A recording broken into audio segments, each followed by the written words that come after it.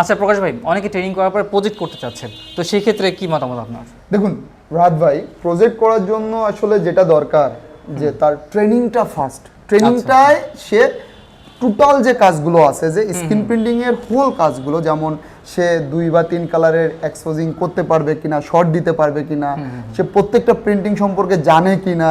এখন ট্রেনিং থেকে যখনই ও প্রপারলি জানতে পারবে, তখন সে এটার 10 বোর্ড নিয়ে শুরু করতে পারবে, 3 বোর্ড নিয়ে শুরু করতে পারবে। অর্থাৎ টেবিল সেট যে একটা লাগবে, সেটা হচ্ছে 2 বা 3 কালারের প্রিন্ট করার জন্য মেজারমেন্টের সাথে একটা প্লেস দরকার। সেটা হতে পারে একটা টেবিল, সেটা হতে পারে একটা প্লেন টেবিল, অথবা সেটা হতে পারে একটা অটোমেশন।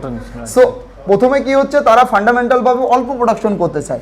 সো অল্প প্রোডাকশনের জন্য আপনার 6, এটা 10 বোর্ডের আছে, আপনি 6 বোর্ডের নেন, অথবা হ্যাঁ 3 বোর্ডের নেন, 5 বোর্ডের নেন। সো তাদের রিকোয়ারমেন্টে, তাদের বাজেটের উপর ডিপেন্ড করবে প্রাইসটা কেমন হবে।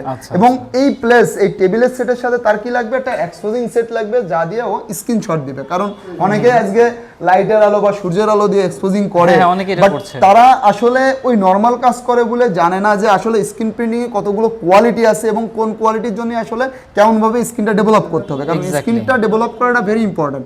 দেখুন এক্সপোজিং মেশিনে এখানে একটা প্রোগ্রামিং সেট আছে, নির্দিষ্ট টেম্পারেচার, নির্দিষ্ট দূরত্ব থেকে এটাকে সাপোর্ট দেয়। সো আপনি ডটের জন্য এক ধরনের টাইমিং আছে, প্লাস্টিসল জন্য, টিএস এর জন্য এক ধরনের টাইমিং আছে।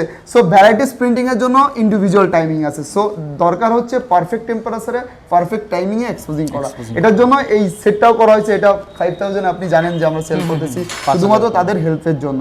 এটার যে প্রোগ্রামিংটা আছে, যতগুলো আছে মেকানিক্যাল, ইলেকট্রিক্যাল, ইলেকট্রনিক্স ডিভাইসগুলো আছে, প্লাস এখানে প্রোগ্রামিং করতে হচ্ছে বা এর লাইব্রেরিটি নিতে হচ্ছে, 2 ইয়ার্স এর ওয়ারেন্টি নিতে হচ্ছে। সো আমাদের এখানে রেসপন্সিবিলিটিটাই হচ্ছে সবচেয়ে ইম্পর্টেন্ট। আপনি তো জানেন satisfaction is priceless. Now machine সেটআপের জন্য বা ছোটখাটো প্রজেক্ট করার জন্য কেউ 15 থেকে 20,000 বা 20,000 থেকে 25,000 এর ভিতরেই কমপ্লিট করতে পারবে। তার লাগবে একটা টেবিল সেট, একটা এক্সপোজিং মেশিন, কিছু ফ্রেম, ওকে, এবং একটা হ্যান্ডেল লাগবে যে ডায়ার দিয়ে শুকাবে। হ্যাঁ, সেই ডায়ারটা ও 1800 থেকে 2000 টাকার ভিতরে ভালো একটা ইন্ডাস্ট্রিয়াল ডায়ার পাবে, এবং কিছু কেমিক্যাল লাগবে, 2-3 হাজার টাকা কেমিক্যাল লাগবে। তার মানে এতটুকু, হ্যাঁ এইটুকুর ভিতরে হয়ে যাবে। খুবই সুযোগ একটা বিষয়, খুবই সুযোগ। এবং টেবিলটা যে তার 10 বোর্ডে নিতে হবে না, টেবিলটা সে 3 বোর্ডে নিতে পারবে, সে 5 বোর্ডে নিতে পারবে, এই 10 বোর্ডে নিতে পারবে, 6 বোর্ডে নিতে পারবে। সে ডিপেন্ড করবে একটা কাস্টমারের কি পরিমাণ বাজেট আছে, তার কতটুকু আছে, সে সেই বাজেট থেকেই সে একটা বিজনেস, মানে আপনার ফ্লেক্সিবিলিটি অনুযায়ী আপনি করতে পারছেন। এক্স্যাক্টলি, কাস্টমারের রিকোয়ারমেন্টের উপর ডিপেন্ড করে সে পাবে। হয়তো প্রথমে সে এক্সপোজিং মেশিন নিল না, তার মতন করে সে আসছে অন্যভাবে আসছে, শর্ট দিয়ে নিল, সলিড ডিজাইন নিল।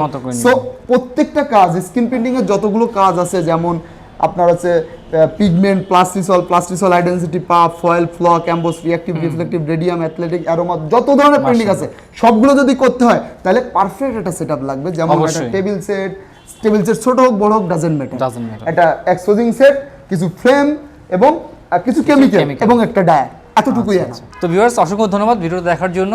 আপনারা চাইলে কিন্তু এই ট্রেনিংটা সহজেই করতে পারছেন প্রকাশ ভাইয়ের সাথে। তো যোগাযোগ করার জন্য অবশ্যই আমাদেরকে ইনবক্স করতে পারেন। সবাইকে অসংখ্য ধন্যবাদ।